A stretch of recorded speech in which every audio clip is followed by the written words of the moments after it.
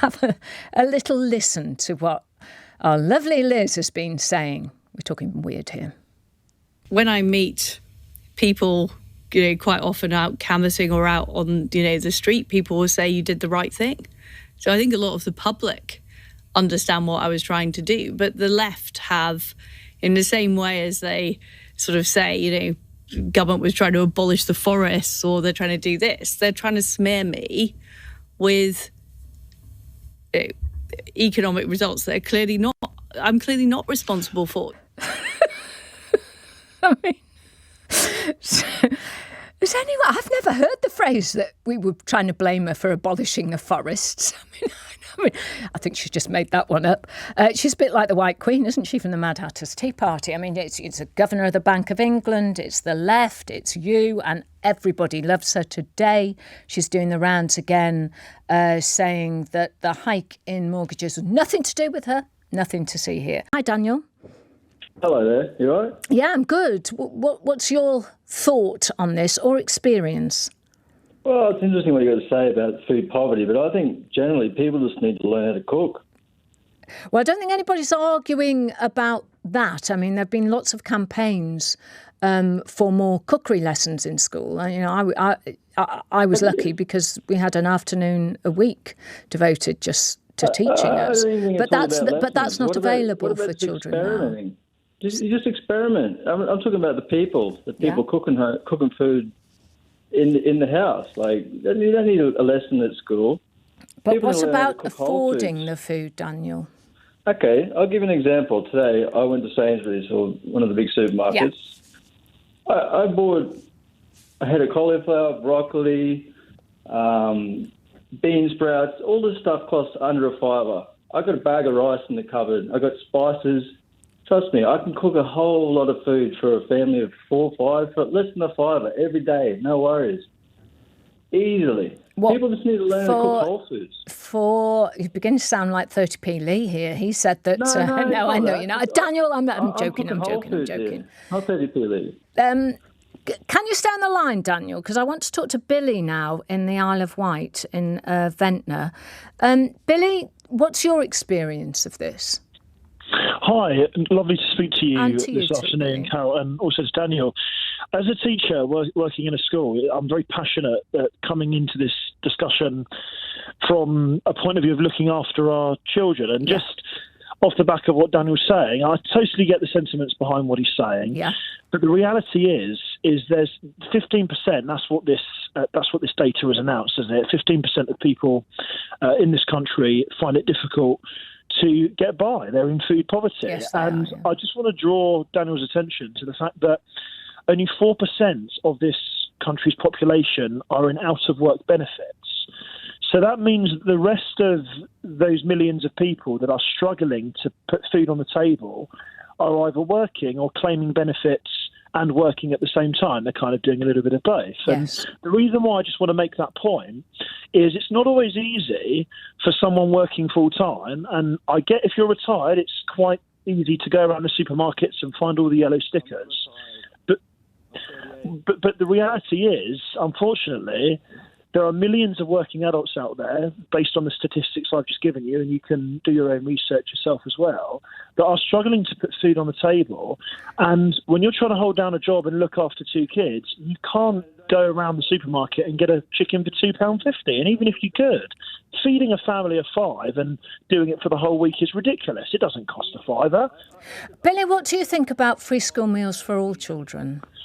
Oh, do you know what, Carol? You've read my mind. I think that is absolutely something that we have to do. When it comes to education and our children, the data speaks for itself. There was a TES article I read a number of years ago, and it went along the lines of the investment we put in as a state into our children, we get out at the other end in a form of a return. And the number is specifically 11%. If children and education was a brokering service, it was on the...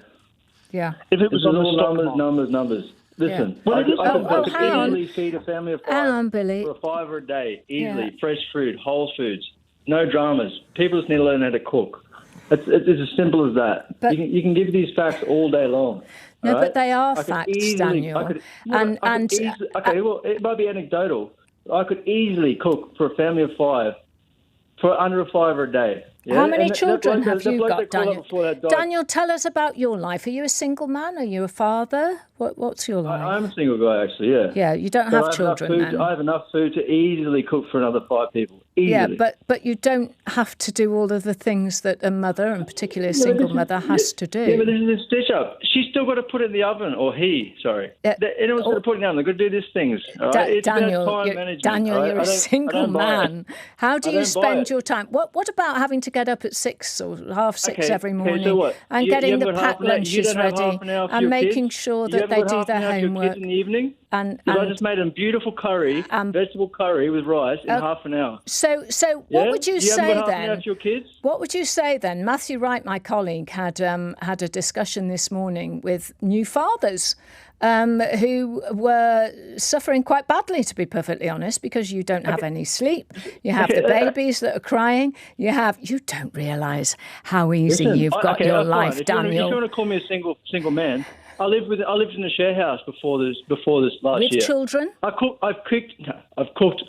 They act like children, but I've cooked for 5 people in that share house before. No, easily. Daniel, that's like living in a student house. That's entirely different to having people to need get. to learn how to cook. If you go to these poorer countries here where they earn way less, they eat better. Why? Because they haven't got Iceland and all these chicken shops in the corner. That's a big That statement. is the reason. That is a big statement, I'm Daniel. telling you right now. I'm telling you right now. You travel to these countries where they earn way less. They earn a few bucks a day. Which countries specifically are those, Daniel?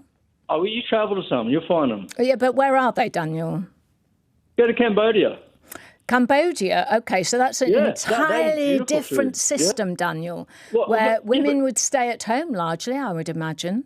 And that's What's that got to do with what we're talking about? well, it's got everything to do, because if you have children, and when you have children, Daniel, So you should prioritise when you your have children, Give them Daniel, I'm saying you half will an hour a day, realise that Carol. your entire Half an hour a life day. there are Half an your hour a life day, you can splits give them a into beautiful 2, curry Daniel. every single night. BC, which is called before children, and after children, and they are two entirely different systems of life. I made a beautiful curry tonight. That's It took very half good. an hour. It cost £5. Yeah, well, I've done the same many times over, Daniel. For that. I have done the same many times over. And so what's the but problem when then? you have young children and you are desperate for food and desperate for time and desperate for sleep, Well, then, it's entirely different. Desperation, it shouldn't come Daniel, over you're going to nutrition, make right? a great husband, I'm sure. I want to talk about something which really seems to stress people. Everybody who hears the stories about the PPE VIP Lane. Well, and pandemic profiteering, as it has been described, it is just unbelievable that people did this. Now, I want to put this into context, because we're not just going to talk about the VIP lane. We're also going to talk about the numbers which the government keep telling us that they are investing in the NHS. And we're going to be talking to Dr. Dan Goyle, who's got some statistics with us, because there's a little bit of possible fudging of the numbers. But I'm going to go back to what's called the Public Accounts Committee. Now, this is a committee, obviously, which sits within the Houses of Parliament. And it's run, the chair is Dame Meg Hillier, who's a Labour Member of Parliament. And she's been chair for a while. And they come out, I have to put my hand up here, I enjoy reading a Public Accounts Committee report, because they look at detail, they look at contracts, they look at the data, and then they analyse it in a very calm manner. But a lot of their reports, which they have put out over the last 2 years, are quite shocking.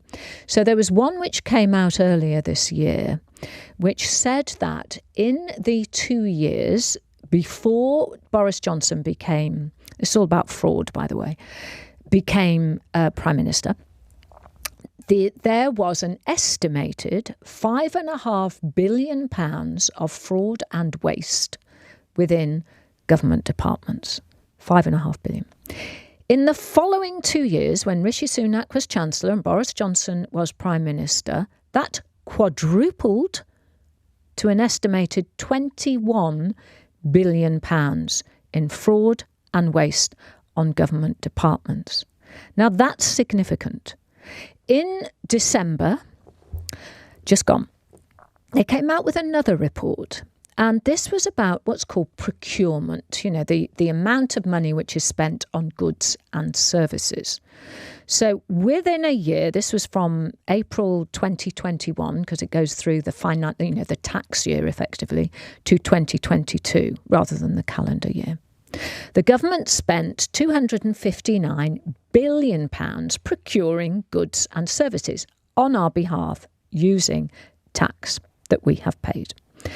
But the committee report found that the government is unable to demonstrate that it is achieving value for money in public procurement due to significant issues with the quality and completeness of data on contracts. For instance, more recently, there's a brilliant investigative journalist called Russell Scott, and he's been looking at the Palantir contract for what is effectively the handing over of all of our NHS patient data to this American company run by Peter Thiel, who has just secured a £330 million NHS data contract. And when the founder of Palantir was discussing the health service back in January, he said this: highways create traffic jams, welfare creates poverty, schools make people dumb, and the NHS makes people sick, and all our data is going there. Now, what Russell Scott found, bearing in mind what the Public Accounts Committee has said, he said the contract which this journalist found is so heavily redacted that nearly all the key points have been completely removed from view. The published contract has heavily redacted key sections such as the crucial information on protection of personal data. Sections on costs, services, spec, standards and suppliers have been redacted in their entirety. So this is what we're talking about, transparency. There was none with the PPE VIP lane. And this morning, Michelle Mone, you know all of the story that she sent an email, contacted Michael Gove, who passed on her recommendation of a company called PPE MedPro to the VIP lane. They were awarded 2 contracts, one of which was for £122 million for surgical gowns, all of which were unusable, and now they are being sued by the Department of Health. Michelle Mone lied for all of this time until a matter of weeks ago. You've seen it all. It was a lead item on the television and so on, being interviewed by the BBC. She lied to the press. They threatened the press. She lied to her lawyers, and then she lied about her lawyers when she said, I was told to lie. They told me to lie. Anyway, this morning they've issued another statement, this time from her husband, Doug Braverman, which is what I described as a look over there statement. Don't look at us. And it basically says, we weren't the only ones. It's not fair picking on us. That's fundamentally, that's all you need to know. And in it, a rather bizarre claim that they saved the government £100 million. Yet another lie. They didn't. I am well up on VIP lane contracts. The price of their unusable gown, let's remember it was unusable, was slightly less than the average price for PPE surgical gowns across all contracts given, not just in the VIP lane at that time. So it's a scandal. It's an absolute scandal. Also, I should point out that the tax lawyer hero, Dan Needle, who fundamentally brought down Nadeem Zahawi, has calculated this morning that because Doug Braverman lives and is registered in the Isle of Man, his tax regime is completely different. Had he registered the approximation of £65 million so-called profit as dividend from the company, he would have had to have handed over to HMRC here £24 million because he's in the Isle of Man. It's basically nothing. Yeah.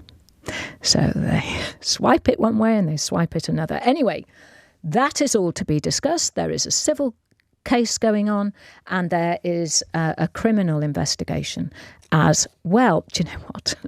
If I was on Mastermind, Celebrity Mastermind, it would be my specialist subject. Or should I say, Who Wants to Be a Millionaire? Right. 6 months ago, keep your calls coming in, by the way. I want you to ring in on 0345 6060 973. Lots to discuss. But before we go to the lines, 6 months ago, Rishi Sunak claimed this. Already we've made progress, with more investment in the NHS than any government before, including up to £14 billion extra for health and social care over the next 2 years. The Prime Minister was speaking at the launch of a 15-year plan for new medical professionals. Sunak promised in his speech £2.4 billion over 5 years to hire and train NHS staff, claiming his government has invested more in the National Health Service than any other previous government. Is that really the case? Well, we're joined now by Dr. Dan Goyle, Health Policy Editor for Byline Scotland. He's also an NHS medical consultant. Hi, Dan. Lovely to speak to you. Hi, Carol. Delighted to speak to you. Happy New Year. And a happy Hogmanay to you. Thank you very much. Up there. Now, Dan, we hear all these numbers given out, and this is about a trust, really. About a trust in government, about a trust in what they're telling us. Can you tell me, specifically within the NHS budget, first of all, because I was just talking about the PPE, was the test and trace £37 billion and all of this money for the PPE through the VIP Lane, has that been included in the numbers the Tories give us for the NHS spend? That's correct. That is correct. It's not difficult to find. It's in the NHS annual report. It's I think over the 2020, 2021 and 2022, there was 86 billion added to the NHS budget. Of that, as far as we can see from the annual report, about 17 billion of that was used directly by the NHS. The question is what's happened to the other... 70 billion is still under question. 70 billion, yes, right, Carol. So sorry, 87, I'm not going to question your numbers, Carol. Yeah, no, don't question my numbers. So 87 billion was added to the budget. That's right. 17 billion is kind of accounted for and has been used. So 70 billion. Yeah. So 70 billion that we don't know exactly who got the contracts. As you say, the contracts are a bit murky. But when you hear of a PPE scandal like the Mone one, there's very, very many more. All those numbers you're hearing were numbers added to the NHS budget. So Mone's contract was added first to the NHS budget. We didn't see any of it. They then gave the money to MedPro. Yeah. And they've got the PPE. And now, arguably, we benefited to some degree from the PPE. Well, unusable the stuff PPE. that was usable, exactly, Dan. Exactly, and it wasn't even the right PPE. I mean, this PPE was cheap. It was the very basic stuff. One assumes probably because it's got quite a high markup on it. Yeah. What we needed with the FFP2s, we needed proper respirators, proper gowns, which we didn't get. And the big question for me, Carol, was there a delay in us getting PPE so that these companies could be set up and acquire the PPE? Because on the face of it, it looks like there was a delay and we were in substandard or not in any PPE at all, purely for these other companies to try and get their pipeline of PPE in place. Well, when we had other companies. Yeah, well, as I'm sure you were about to go on and say, which is that there were some excellent NHS suppliers, one based in this country that had, I think, over 1,500 employees. They made the PPE here, and they were rejected, even though they were constant suppliers to the NHS. Yeah. And on the VIP lane, anything that went through there were 50 companies which received one or more than one contract. They had a 10 times more chance of receiving the contract. 10 times more chance than all of these wonderful companies whose business it was to provide PPE. The vast majority, if not all, actually, of those that went through the VIP lane, like you say, it is absolutely not transparent. I mean, a lot of the information that I have found through working with the Good Law Project and Byline, which is excellent journalism, has been found through this murky thing. And it's quite astonishing when they are companies that had nothing to do with PPE. Literally nothing. Yeah, literally set nothing. up a week before and no expertise. I mean, effectively creating a middleman situation, and the profits were mind-boggling. I mean, 30%, 50% profit. And this is your countrymen, our country people are actually facing this pandemic. We're all scared. We're all afraid. And your first thought is, how can I cream 30% more profit off it? I mean, this was a time for these wealthy people to stand up and say, you know what, we're going to help you. We're going to chip in. We're going to, maybe make enough profit to allow the company to exist, but not extort the public purse. And this was actually money that the government were allowed to create based on the Coronavirus Act. So they were able to print this money effectively for COVID. And what it looks like to me, Carol, feeding frenzy. Yeah. This was here's all this new money. Everybody's those connected with the government diving in to try and get these contracts. Meanwhile, we're stuck at home, a lot of people on their own, people in wards terrified. I remember it was a scary time. And we didn't really thinking about money. We're thinking about, can I, protect my family? Can I protect my grandmother, my mum?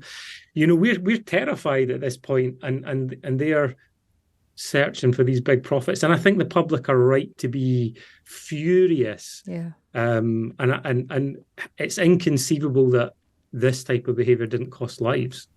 And that's I think it's inconceivable. So we're saying here that of the extra money which was added to the NHS budget, which of course now they go, oh yes, we've spent more in our Parliament. I mean, it's a mockery. So I think the budget is around about 180 billion. The total budget. Total budget. But of that 87, 70 billion in effect still isn't accounted for. And I was talking to the junior doctors at BMA a couple of days ago, and even which I don't think they'll get, the junior doctors got the pay award which they're after. That would be net 1 billion.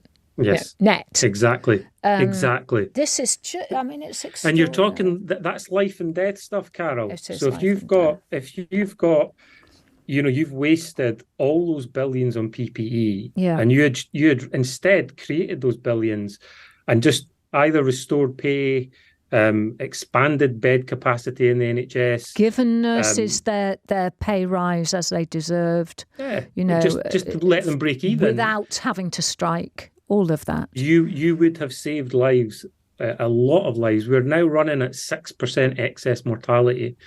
That I doubt very much would have been in play if we had put that money to directly to the front line. Yeah. So it's not a victimless crime. It's not just people getting rich. It's taking money away from the very people that need it. And that's the essence of it, Dan. You're quite right to identify that.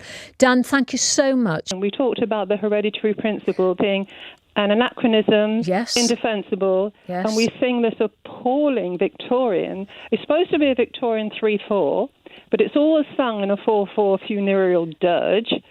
The lyric is so embarrassing. Just explain 3/4 and 4/4. Well, I know how to add them up and I know how to multiply them, Claire, but I'm not a musician. 3/4 should be 3 beats to the bar. 1, 2, 3, but it ends up as 1, 2, yeah, it's very 3, 4, and it just sips into basically a funereal dirge. The lyric is so embarrassing. God save our gracious King, long live our noble King, God save the King. Yeah. Send him victorious, happy and glorious, long to reign over us, and every single verse ends, God save the King.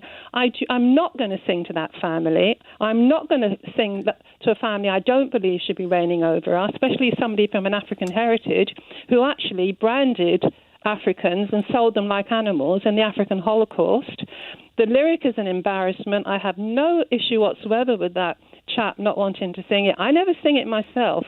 I think the best national anthem is the South African one, which is wonderful. What's that one? Nkosi Sikelel' iAfrika. I mean, that is wonderful, but we need to have a referendum on this appalling lyric. And if you must stick with the Victorian tune, so be it. I think we can come up with something better. We must sing to the glory of our country, and we must sing. Look what we've achieved in the Paralympics. Well, the thing is, Claire, Wales sings about the land, whereas sing about our country and how we love our country. Scotland the same, Flower of Scotland, right? It's all about the country. Ireland, Indeed. When together standing tall and all of that when they sing in the Ireland rugby now. Whereas in England, it's about the monarchy. One family. Now, some are ringing in, I'm sure, and messaging in saying, we're very pro the monarchy and so on. But I've just read the statistics, and a quarter of people in this country actively would prefer a head of state rather than the monarchy. So for us to ignore all of those, and it's less than 2/3 because there are, in addition to that, there are around about 12% who say, well, I'm not really sure. I don't know which one I like. They're sort of ambivalent towards either. So perhaps Absolutely. there should be a different... Did you say it's about 45% that want a republic, something like that? Is it I was saying in the younger it? age range. So this is a in young recent people, poll. it's very young. But Yeah. what I've always said to myself, what good is a head of state who can't speak, who can't defend the people? I mean, the days when they said once more to the breach, dear boys, is gone. Yeah. They can't take us to war. They can't really do anything. It's just happened. Labour have a majority. The election is formally over and Labour have won it. They've done it perfectly for our timing. Well done, everybody involved. Well done, producer. Let's hope the 5 years of government runs that smoothly as well. I suspect for the sake of all of us. There is trouble ahead. Human nature will out. There will be lots of troubles and wriggles ahead. But Keir Starmer is the new Prime Minister. This has been, as we expected, a sensational night in terms of the turnaround in fortunes for the Conservative Party and the Labour Party. But underlying all of that, a kind of mutinous murmur of hostility, I think, for the voters, for everybody, that politicians over the next 5 years would do very well to listen to. Apart from reform, maybe? Well, let's see how many MPs reform actually get. They are part of the mutiny. They're part of the mutiny, not part of the political establishment. Not part of the solution, maybe. Briefly, I want to talk about an article in the Sunday Mirror today, which was put together by an investigative reporter who is author of Democracy for Sale, Dark Money and Dirty Politics. He's behind this exclusive report in the newspaper. He is Peter Geoghegan, and this is all about Rishi Sunak's wife and her family, who founded and still have a healthy percentage in the IT firm based in India called Infosys. Hi, Peter. Hi, Carol. How are you? Thank you for having me on the show. Oh, well, tell me the basis of this report. Well, essentially, this firm Infosys, which, as you say, it was founded by Rishi Sunak's father-in-law, who's an Indian IT billionaire who set up this company. It's a global company, Infosys. It's got about 300,000 employees around the world. And one of the major shareholders, or someone who holds quite a big stake in it, is Rishi Sunak's wife, who owns about 3 million shares in Infosys. And that's worth over £600 million. Over £600 million, yes. And Infosys, basically, over the last few years, they've been winning more and more government contracts. And as I say, they're a big global firm. But what I was reporting is that they've now been put on a couple of major framework agreements. And what these framework agreements essentially mean is they're an opportunity for suppliers to do more work for the public sector, to get more public sector contracts. And they've been put on two pretty major ones worth about 750 million in total. So no awards have yet been made under these, but they do make it much more likely that you're going to win contracts. And I also kind of looked at how many public contracts Infosys has won. It's won about 66 million in total in the UK, with about 47 million coming since 2020 when Rishi Sunak became the Chancellor. And the Cabinet Office will say, reasonably, that ministers aren't involved in making decisions around individual procurement, etc. But I think it's really in the public interest to at least be aware of when a company that has a political connection like this are on big procurement procurement contracts. Particularly because, when he was Chancellor, from 2015, when he became a Member of Parliament, and then he became Chancellor, and I think it was in 2021 or 2, when it was discovered by a newspaper that she had claimed non-dom status on her dividend payments due to the shares that she owned in this massive company. All perfectly legal. To claim non-dom status, you actually have to sign a form and say, I'm going to pay you a flat fee, I think at the time of £30,000, instead of the approximate amount of tax, if it was me, for instance, who would pay £4 million or £4 or £5 million on that income, because it was estimated that the income on her shares in dividend income was around £11 million a year. And then he defended her, what my wife does has got nothing to do with me, la, la, la, la, la, la. Anyway, in the end, there was such a kerfuffle that she decided to stop that. But she still didn't pay the £20 million back tax, not that anything she did was illegal, I hasten to add. But they set the rules, don't they? So it is of public interest. What gets me really, Peter, is that he does not have to declare any of this on his register of interests. How do you feel about that?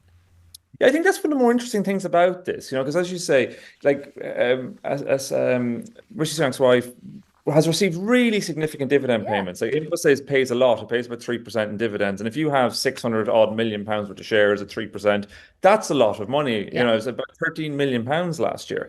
And under the rules, there was actually the parliamentary standards had a look at this and decided that Rishi Sunak didn't have to declare his wife's interest in Infosys.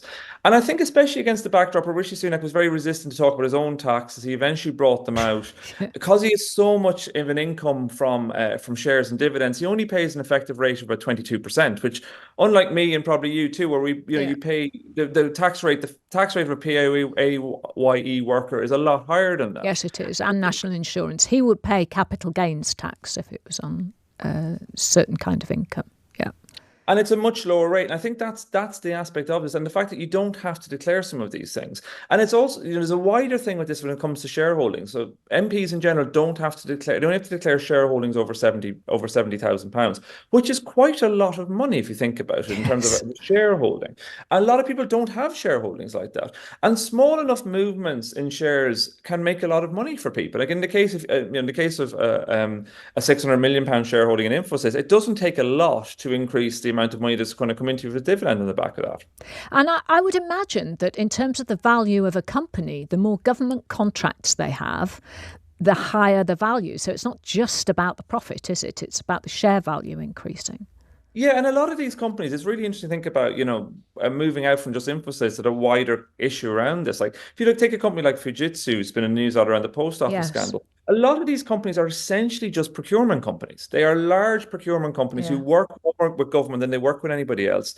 As we saw with the procurements with the post office, often the margins on government contracts are much higher, even if they're perfectly legitimate. They're very high margins, and the oversight can be actually often quite low, as we saw again with the post office scandal. And this is how a lot of companies like this operate. It is about moving into markets and becoming a preferred procurement provider and becoming someone who gets regularly into procurement space, and then it becomes a slightly self-fulfilling prophecy. And share value will increase because the bottom line will increase, and will increase pretty much steadily, because once you're inside these circles of procurement, once you're on these sort of framework agreements, it's much easier. They're what's called a call-off. So basically, once you're on the framework agreement, you can just be kind of directly awarded contracts. Without having competition for that contract. Because you've already been pre-approved, essentially. It allows, and so you can see the government's case for this, or the public sector case. You can make contracts much quicker. But if you look at a lot of Infosys previous contracts, they were kind of open competition contracts. once you're moving into these spheres where you're able to be on framework contracts, like lots of other suppliers are, there's about 60 odd suppliers on one of these framework contracts, which is total about over £500 million cost on it. But it means you're in a space where you're going to get more government work. It becomes pretty self-fulfilling. Yeah. Peter, thank you so much for this. I'm just going to say one last thing, is that, you know what I'm like, I'm forever like investigating myself. And 20 years ago, Fujitsu and Infosys set up a global partnership, did they not? So I just find that connection interesting. I'm not saying that anybody has done anything wrong. I just find it an interesting point. The most famous people, if you like, the most famous Conservatives, because we were stop the Tories, stop vote, obviously attracted more postcodes. We've gone, we want to get rid of them. But, I mean, it's hugely significant, and they're not losing by many. And what I can okay. see... We have to stop you. They've got Suella Braverman in Fairham. Suella Braverman, 17,561. Kevin Chippendall Higgin, Reform UK, 9,084. Edward Dean, Rejoin EU, 210. Gemma Furnival, Labour Party, 11,482. Bella Hewitt, Liberal Democrats, 9,533. Robert John Holiday, Hampshire Independents, 217. Baz Marie, Green Party, 2,036. There are 168 rejected ballot papers. So I hereby declare that Suella Braverman, Conservative Party, is duly elected. So with Suella Braverman back in again, that is really significant in the future fight for the Conservative Party leadership. She is the senior figure who is most pro-Farage, most keen to open the door to Farage into the Conservative Party. She's going straight to the podium. Here she's about to speak. Yeah. This should be worth hearing.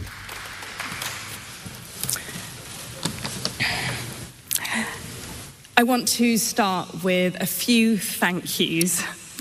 Firstly, thank you to Fareham Borough Council, Chief Executive, Returning Officer team, the hundreds of local people who have manned polling stations all day, who have counted votes tonight, and of course to the police. I want to also thank each and every one of my parliamentary opponents for your dedication and for making this a really enjoyable campaign. With these very new and significant boundary changes, this has been challenging for all of us, but you've all enabled our democracy to function safely and effectively.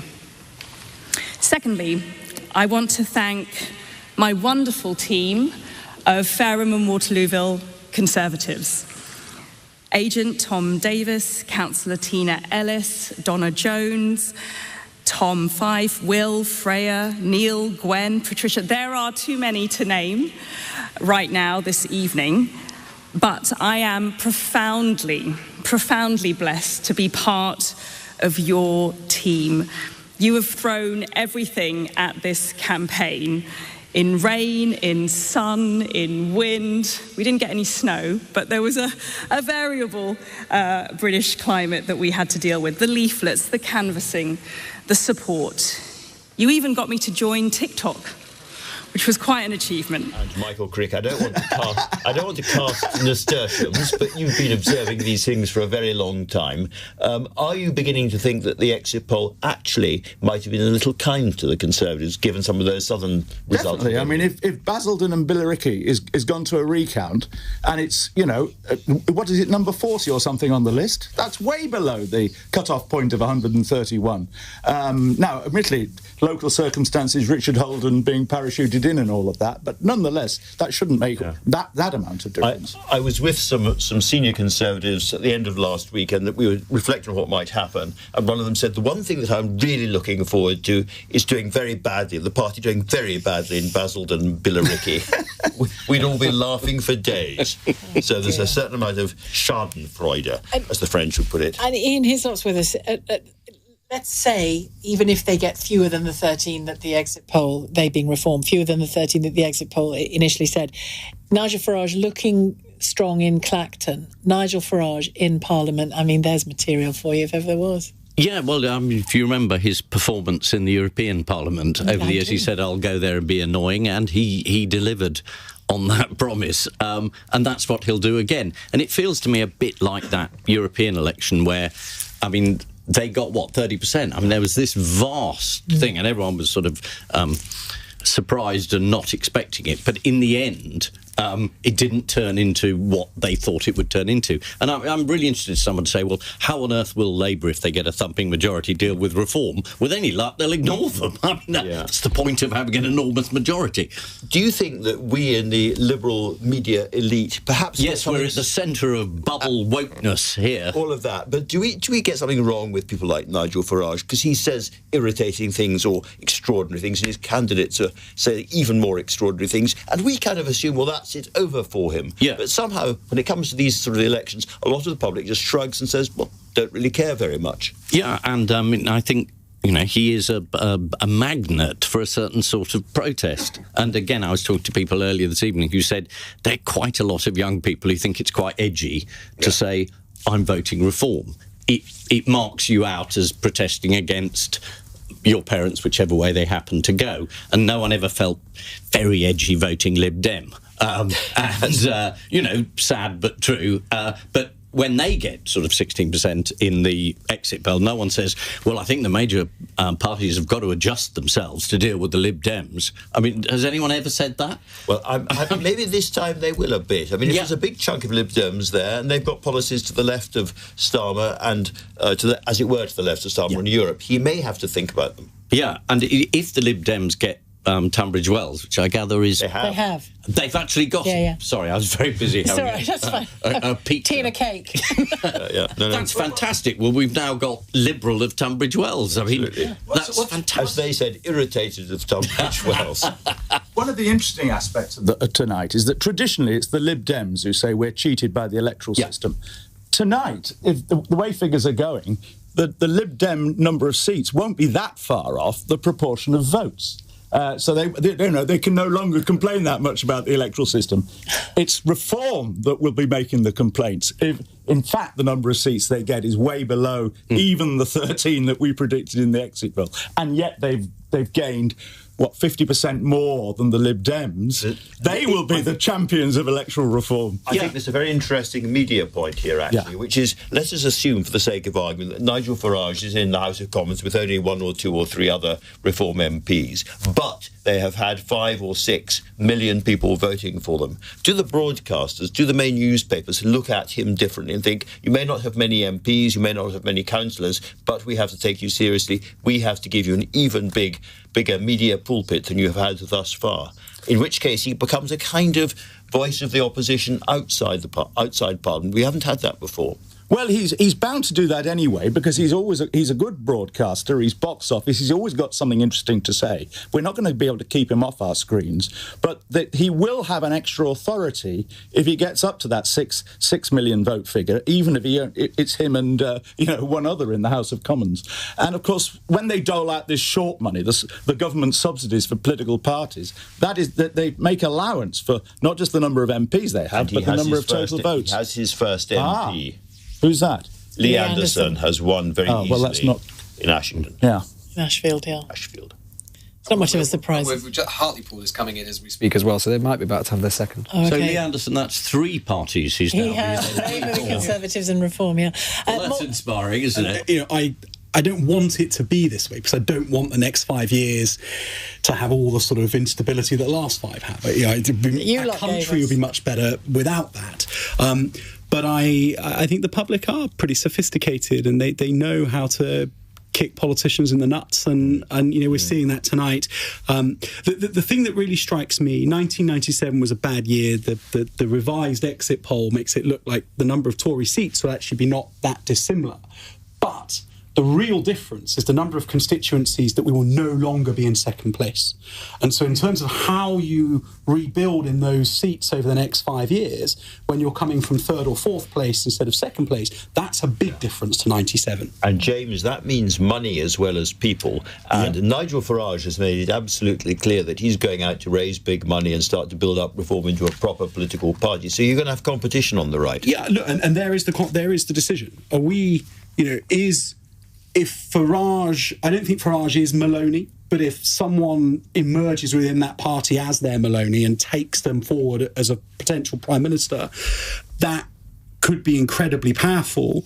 I desperately don't want my party to chase them off to the right. I passionately believe that on the centre-right there's a big bit of turf that my party should stay in, and then make the case to the public for why that's the right version of conservatism rather than what they're doing out in Reform. Let me bring you some breaking news about Wes Streeting's seat. We were talking earlier on about the Gaza effect on some of Labour's seats. Labour's Shadow Health Secretary so far, he has just about held on to his seat. But look how close this independent candidate ran him. Streeting got 15,647 votes. Leanne Mohammed got 15,119. Wow. That is the most extraordinary near miss of the night so far, and there have been a few. It would have been a Labour Portillo moment. It really would. It really if that's would. possible. Yeah. Or an Ed Balls moment. Yeah, absolutely. But that tells you, actually, as well as the two other, the Chingford result, and there was one other as well, I can't remember off the top of my head now, where the Gaza factor has been at play. I think this... Have we had the event?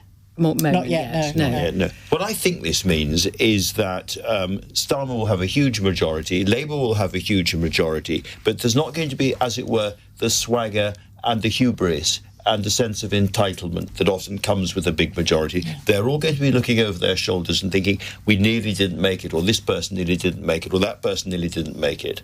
And I think, in a sense, we're going to get a slightly humbler government, a government more worried about voters to the right and left, and it'll be a very different kind of government. It's going to be much less decisive. And do you think that will be allied to the fact that they are achieving this majority, which has come down a little bit since the exit poll, on only 36% of the vote, compared to the mid-40s percentage of the vote that Tony Blair, Boris Johnson, even Theresa May got? I do think that is a very, very important point. Rishi Sunak spent some of this election campaign, saying, don't give Labour a blank cheque. And I think, in a sense, what the British people have done is they've given Labour a very big and generous cheque, but they've said, on this date, in 5 years' time, we are coming back and you better have cashed it or you're in trouble. They're no longer the third party in the Commons, so they may not get their amendment selected. But I bet you the SNP will try and put a Gaza-related amendment onto the King's Speech, which is going to cause all these new Labour MPs all sorts of difficulty in week one on the job. Can I just read this to you? I think it's really significant. This is Faiza Shaheen tweeting about the result in Chingford. Ian Duncan-Smith won the seat. She split the vote, didn't she? Well, she was debunked by the... kicked out by the Labour Party just before the campaign began. She basically split the Labour vote in two, pretty much, didn't she? She said, I'll read the tweet. They said we wouldn't get anywhere. They put out graphs they knew were lies in order to confuse local people. They lied about me to mislead people. But in just 4 weeks, we achieved the same vote as a political party that's been around for over 100 years. Something you noticed, Rachel. I am so angry, she says, that the Labour Party has done this to Chingford and Woodford Green. They have returned IDS to Westminster and should be ashamed. Labour's candidate will now go back to Brent while we have to deal with the consequences. And then she goes on to thank people for her support. But there's rage there, isn't there? There is rage. A lot of anger around, yeah. And on Johnny Mercer, Carol, Carol Vorderman with us, you've had a bit of a sort of personal ding-dong with him, haven't you? Yes, we've had a lot of toing and froing. Animus. Yes, animosity, one might say, after his wife started trolling me. So, yes, and it's interesting that you say about Faiza Shaheen and the anger that's around, because it is that when people have this sense of entitlement and when they start lying about you or her, I think it's great when women stand up for themselves, to be perfectly honest, and say, I'm not having that. I will not be bullied. I will not be harassed, and I'm coming back at you. And in a sense, all of this with Johnny Mercer was going on even in social media. Even if it delivers media. a Conservative to your constituency. And he and she, I mean, she was, swearing on Twitter and doing all sorts of different things. And the people of Plymouth, they have this wonderful candidate, Fred Thomas, and a couple of weeks ago, Mercer was trying to say he was the wrong kind of veteran. He was a Royal Marines officer for 7 years. And it was just like gutter stuff, and that had nothing to do with me. So it's that sense of, even yesterday, his wife there were some Gulf War veterans there with banners, and she was ringing up the police about these people. You shouldn't have these banners here. I'm ringing the police, and told them there was an altercation when there hadn't been an altercation, and all of this kind of thing. And it's that kind of action. I mean, we're going back to, this sense of entitlement and put him to one side. It's this scandal after scandal, and this kind of, we are going to tell you what is best for you. And this detachment of Westminster and privilege and entitlement from people in the street, which is why I think it's also, I just wanted to say, I mean, this is completely irrelevant, but I've known Fred Thomas, who's the new Labour MP for Plymouth, since he was born. Am I allowed to say that? Oh, really? So but you're only 27. Of course. As you know, I feel a proprietorial joy in the fact that somebody I've known since their birth has become an MP, a Labour MP, this historic, new Parliament. Absolutely. Can I just add to that? Not that I know anyone since they were born, though. In fact, of course, I've got to the age where the children of people I know are now being elected as MPs. Well, that's what's just happened. We sit around all the time talking about, the collapse in the standard and quality of MPs. Nobody really goes into politics anymore. It's absolute cobblers, if I can say, because there are a huge number of really, really bright, young, talented, hard-working people with lots of interesting backgrounds, doctors and scientists and ex-military and so forth, coming into this new Parliament. And I have rarely felt so optimistic about the quality of the House of Commons as I do at the moment. And I think that's the future, isn't it? That's the point, really. But what we've had is just scandal after scandal, and I think that's the detachment. Yeah.